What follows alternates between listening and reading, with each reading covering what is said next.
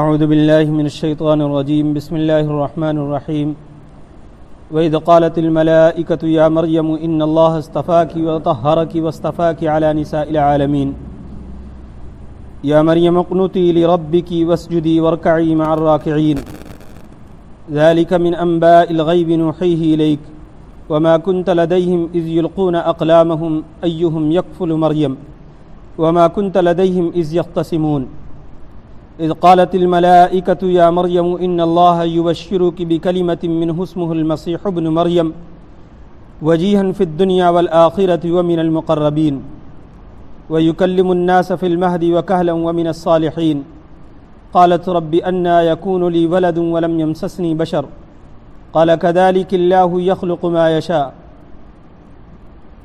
إذا قضى أمرا فإنما يقول له كن فيكون. حضرت مریم کا تذکرہ چل رہا تھا، درمیان میں اللہ رب العزت نے مختصراً حضرت زکریا کا ذکر فرمایا، اس کے بعد پھر حضرت مریم ہی کے واقعے کو دوبارہ شروع فرمایا. وَإِذْ قَالَتِ الْمَلَائِكَةُ يَا مَرْيَمُ إِنَّ اللَّهَ اصْطَفَاكِ وَطَهَّرَكِ وَاصْطَفَاكِ عَلَى نِسَاءِ الْعَالَمِينَ. اور اس وقت کو یاد کرو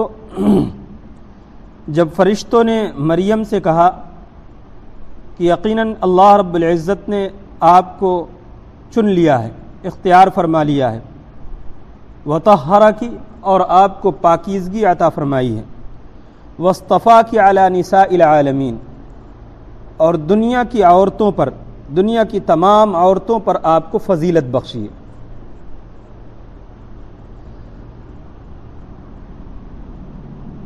اللہ رب العزت نے حضرت مریم کو اختیار فرمایا تھا اپنے ایک خاص معجزے کے لیے، ایک ایسا معجزہ جو اب تک دنیا میں ظہور پذیر نہیں ہوا تھا، اور آپ کی پاکیزگی کا اعلان خاص طور سے اس لیے فرمایا کہ ابھی آپ کے اوپر بہتان لگنے تھے، طرح طریقے کی باتیں آپ کو کی جانے والی تھیں.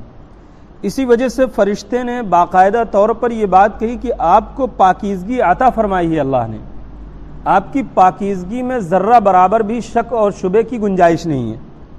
یہ الگ بات ہے کہ ابھی جو واقعہ پیش آنے والا ہے اس میں لوگ آپ کی پاکیزگی پر سوال اٹھائیں گے، لیکن اللہ نے پہلے ہی آپ کی پاکیزگی کا اعلان فرما دیا. واصطفاک علی نساء العالمین، دنیا کی تمام عورتوں پر فضیلت بخشی اور آپ کو چن لیا. آگے فرمایا یا مریم اقنتی لربک واسجدی وارکعی مع الراکعین. فرشتے نے کہا کہ اے مریم تم عبادت میں لگی رہو، جیسے کہ اللہ کی عبادت کرتی ہو اسی طریقے سے اللہ کی عبادت میں لگی رہو، اپنے رب کی عبادت میں، واسجدی اور سجدے کرتی رہو، وارکعی مع الراکعین اور رکوع کرنے والوں کے ساتھ رکوع کرتی رہو. اس میں دو چیزیں ہیں، ایک تو یہ کہ جو تورات کا زمانہ تھا اس وقت لوگ ایک ساتھ بیت المقدس میں نماز پڑھتے تھے، اللہ کی عبادت کرتے تھے، تو یہ تو اپنے حجرے میں مخصوص عبادت جو خاص نفلی عبادات ہوتی تھیں وہ تو کرتی ہی تھیں، لیکن ساتھ میں لوگوں کی عبادت میں ان کے ساتھ شریک ہونے کا بھی حکم فرمایا.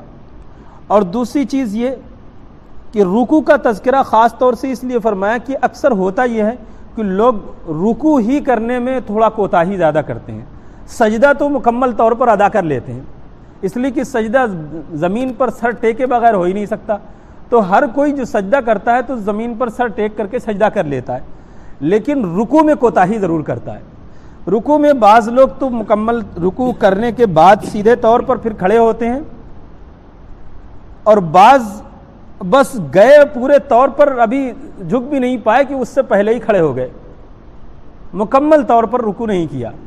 اسی وجہ سے رکوع کا خاص تذکرہ فرمایا.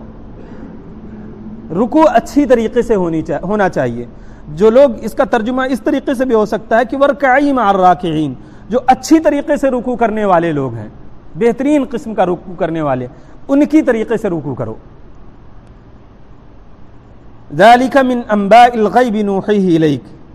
اب آگے صاف وضاحت فرما رہے ہیں اللہ رب العزت کہ جو آپ کی نبوت پر شک کر رہے ہیں اور سمجھ رہے ہیں کہ یہ اپنی طرف سے باتیں بیان کر رہے ہیں، تو ان کے سامنے یہ بات واضح ہو جانی چاہیے کہ ذالک من انباء الغیب، یعنی حضرت مریم اور حضرت زکریا کا جو تذکرہ اللہ کے نبی صلی اللہ علیہ وسلم یہ بیان فرما رہے ہیں تمہارے سامنے، یہ غیب کی خبریں ہیں. ذالک من انباء الغیب نوحیہ الیک، جس کو ہم آپ تک پہنچا رہے ہیں.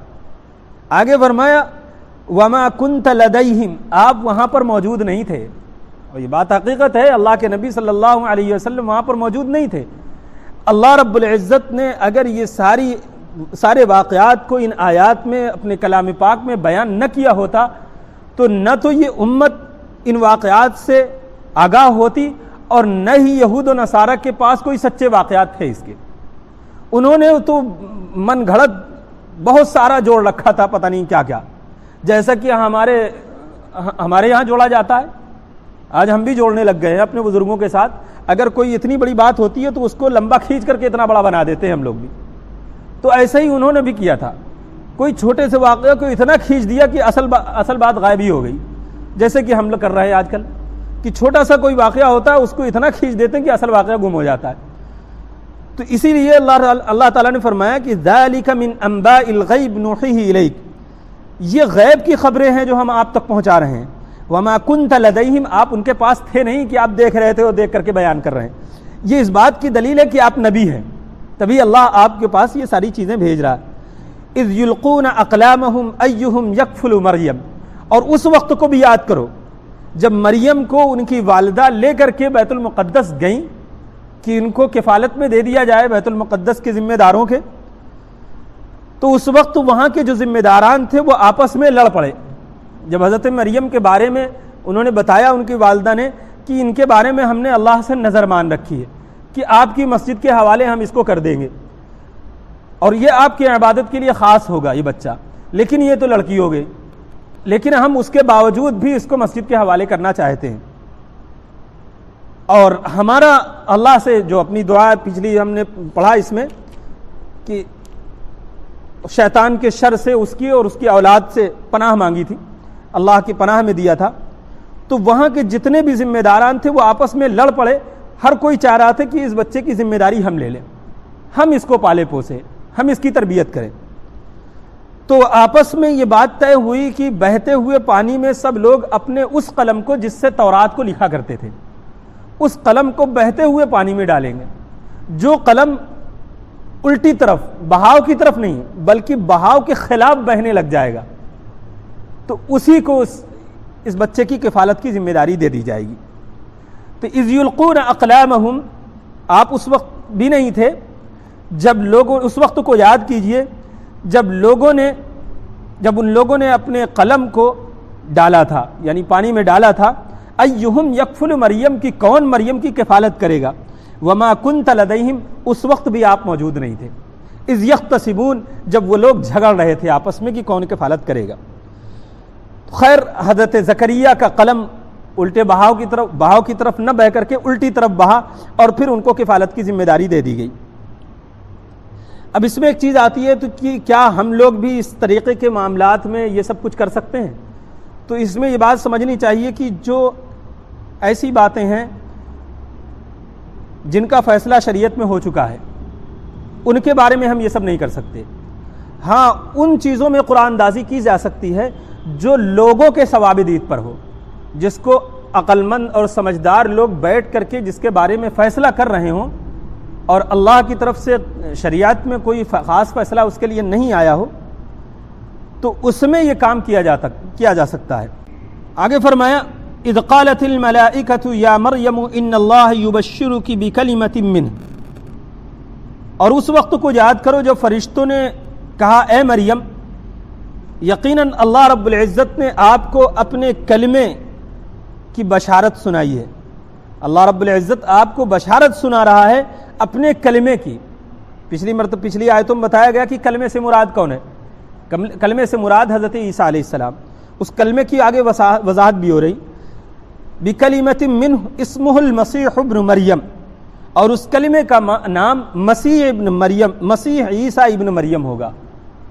مسیح عیسیٰ ابن مریم، کہ اس کلمے کا نام مسیح عیسیٰ ابن مریم ہوگا. وجیہاً فی الدنیا والآخرہ، اور وہ کلمہ ایسا ہوگا جو دنیا اور آخرت میں باعزت ہوگا، عزت والے لوگوں میں سے ہوگا۔ وَمِنَ الْمُقَرَّبِينَ، اور اللہ کی بارگاہ میں مقرب ترین لوگوں میں سے ہوگا۔ جب فرشتے نے یہ بات بتائی، حضرت مریم سے کہا، جب وہ اپنے حجرے میں عبادت کے لیے مشغول تھیں اور فرشتے نے یہ ساری باتیں کہیں، اور جب یہ بات کہی کہ اے مریم، اللہ تمہیں اس کلمے کی بشارت سناتا ہے جس کا نام مسیح عیسیٰ ابن مریم ہوگا، اور وہ دنیا اور آخرت میں باعزت لوگوں میں سے ہوگا، اللہ کے مقرب ترین لوگوں میں سے ہوگا۔ وَيُكَلِّمُ النَّاسَ فِي الْمَهْدِ وَكَهْلًا وَمِنَ الصَّالِحِينَ، اور گود میں لوگوں سے گفتگو کرے گا اور بڑھاپے کی عمر میں بھی لوگوں سے گفتگو کرے گا۔ وَمِنَ الصَّالِحِينَ، بڑھاپا کیا؟ ادھیڑ عمر کہہ لیجیے، کہلا ادھیڑ عمر میں لوگوں سے گفتگو کرے گا اور نیک لوگوں میں سے ہوگا۔ اس میں ایک چیز سمجھنے کی ہے کہ یہ بات تو خیر سمجھ میں آتی ہے کہ بچپن میں گود میں بات کریں گے ایک معجزے کے طور پر ہے، لیکن بڑھاپے میں تو ادھیڑ عمر میں تو ہر کوئی بات کرتا ہے، اس کا تذکرہ کیوں فرمایا؟ اس کے تذکرے کی وجہ یہ ہے کہ یہود اور نصارہ نے یہ عقیدہ گڑھ رکھا تھا کہ جوانی میں حضرت عیسیٰ علیہ السلام کو پھانسی پر چڑھا دیا گیا، سولی پر چڑھا دیا گیا، اور جس کو سولی پر چڑھا دیا گیا ہو اور دنیا سے چلا گیا، وہ گفتگو کیا کرے گا؟ وہ تو گفتگو کر نہیں سکتا۔ اور حضرت عیسیٰ علیہ السلام کا دنیا سے تشریف لے جانا آسمان کی طرف، یہ جوانی میں ہوا ہے۔ اس وقت تو ان کی عمر صرف 35 سال تھی جس وقت وہ دنیا سے آسمان کی طرف چلے گئے۔ کہل میں گفتگو وہ تبھی کریں گے جب دوبارہ دنیا میں تشریف لائیں گے۔ یہ اس بات کی طرف اشارہ ہے کہ ابھی وہ دنیا میں آئیں گے اور ادھیڑ عمر میں آ کر کے لوگوں سے گفتگو کریں گے، بات کریں گے، اس لیے خاص طور سے ذکر فرمایا۔ یہ ہے اس کی ذکر کرنے کی وجہ۔ اب حضرت مریم کے سامنے جب یہ بات رکھی گئی تو ان کے تو ہوش اڑ گئے کہ ارے یہ کیا ہونے والا ہے، یہ تو بڑی مصیبت آنے والی ہے ہمارے اوپر۔ انہوں نے کہا قالت ربی انا یکون لی ولد، اے میرے رب میرے بچہ کیسے ہوگا، کس طریقے سے ہوگا؟ ولم یمسسنی بشر، مجھے تو کسی مرد نے چھوا تک نہیں ہے، ٹچ تک نہیں کیا، تو یہ بچہ پیدا ہونے کی بات کہاں سے آ گئی؟ وقال كذلك اللہ یخلق ما یشاء، اللہ تعالیٰ نے بڑی آسانی کے ساتھ، کوئی تعجب کی بات نہیں ہے، كذلك اللہ یخلق ما یشاء، اللہ اسی طرح کرتا ہے جس کو چاہتا ہے، جس طرح پیدا کر دیتا ہے، جس طرح چاہے پیدا کر دے۔ جیسے کہ حضرت آدم کو بغیر ماں باپ کے پیدا کر دیا، آگے اللہ تعالیٰ نے اس کی قرآن کی دوسری آیتوں میں وضاحت بھی کی۔ جب بہت زیادہ تعجب والی بات ہوئی تو فرمایا کہ کیا ہم نے آدم کو بغیر ماں باپ کے نہیں پیدا کیا؟ جب آدم کو بغیر ماں باپ کے پیدا کر دیا تو پھر جہاں پر ماں موجود ہو تو وہاں پر کیا مشکل ہے پھر؟ ارے صرف باپ ہی تو نہیں ہے، حضرت آدم پر تو نہ باپ تھا نہ ماں تھی، دونوں کی غیر موجودگی میں حضرت آدم کو پیدا کر دیا۔ تو حضرت مریم جب موجود ہیں، ماں موجود ہے، تو باپ کی غیر موجودگی کوئی معنی نہیں رکھتی۔ قال كذلك اللہ یخلق ما یشاء اذا قضى امرا فانما يقول له كن فيكون، اور اللہ کے لیے یہ سارے معاملات کچھ بھی مشکل نہیں۔ اذا قضى امرا، جب وہ چاہتا ہے کسی معاملے کو، کسی معاملے کا فیصلہ فرماتا ہے، فانما يقول له كن فيكون، تو اس کے لیے فرما دیتا ہے ہو جا، بس وہ فوراً ہو جاتی ہے۔ بس اللہ تعالیٰ کے لیے صرف اتنا ہی کافی ہے کہ کسی چیز کا وہ ارادہ فرما لے اور اس ارادے کے لیے کن کا اشارہ فرمایا اور وہ چیز وجود میں آ گئی۔ اس کے لیے کسی سبب کا اختیار کرنا، کسی سبب کا ہونا، یہ کوئی معنی نہیں رکھتا۔ اسباب تو اللہ نے دنیا کے نظام کی خاطر بنائے، ورنہ وہ ان تمام اسباب کا محتاج نہیں ہے۔ صدق اللہ العظیم۔ سبحان اللہ بحمدہ، سبحانک اللہم بحمدک، ونشهد ان لا اله الا انت ونستغفرك ونتوب اليك۔ سبحان ربك رب العزة عما يصفون وسلام على المرسلين والحمد لله رب العالمين۔